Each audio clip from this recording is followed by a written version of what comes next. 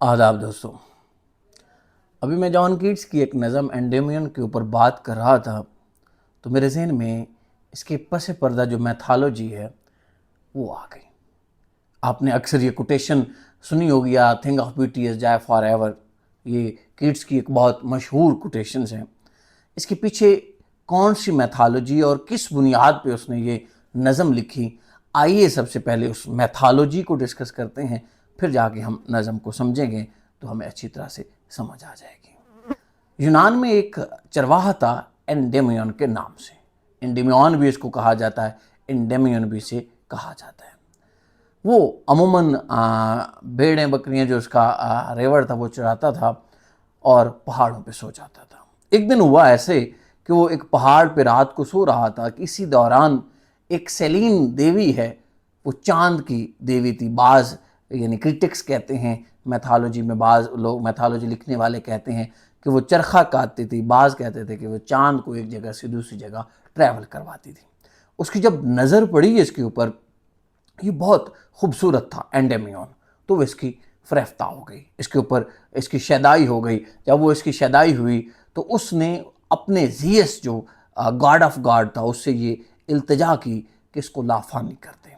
अब ज़ीयस बाद जो गॉड था उसने एंडेमियन के ऊपर नींद तारी कर दी और वो एक जगह सो गया।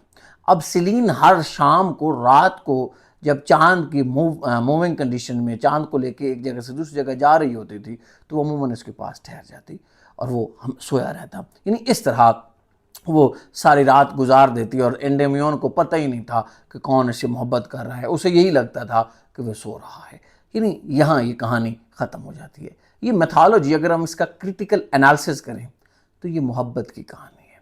यानी किस तरह देवी सेलीन ने उस एंडेमियन से मोहब्बत की, उसकी यानी उसके हुस्न के ऊपर फ़रेफ्ता हुई और फिर उसको बग़ैर किसी नुकसान पहुँचाए, यानी बग़ैर किसी गर्ज से हमेशा हमेशा उसके साथ ज़िंदगी गुजार दी।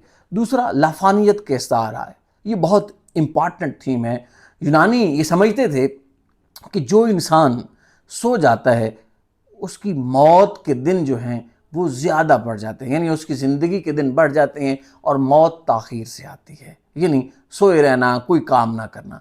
अगर हम इसको मिन्यूटली देखें तो क्या सोना, यहाँ यूनानी ये तो नहीं कह रहे कि सोना दरअसल ज़िंदगी से भागने की अलामत है, अपने ऊपर जो जिम्मेदारियां हैं उनसे भागने की अलामत है।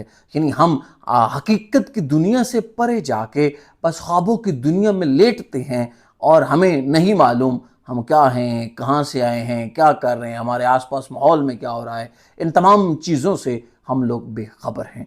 जब हम इन तमाम चीज़ों से बेखबर हैं तो हमें ये भी नहीं मालूम कि हम आज़ाद हैं या कैद हैं। तो यहाँ हमें एंडेमियन की जो ज़िंदगी है उसका नहीं मालूम कि आया उससे मोहब्बत की वजह से ऐसा हो रहा है या उसको ऐसे ही कैद में रख के उसे बांझ कर दिया जा रहा है, उसको हकीकत की दुनिया से परे लेकर उसको ऐसे ही मफलूज कर दिया जाता है जैसे कोई इंसान जो ज़िंदगी की दौड़ में हिस्सा ना ले सके और थक हार के बैठ के मफलूज हो जाए। तो हमें ये सोचना होगा कि इस मैथोलॉजी से हम क्या सबक लेते हैं।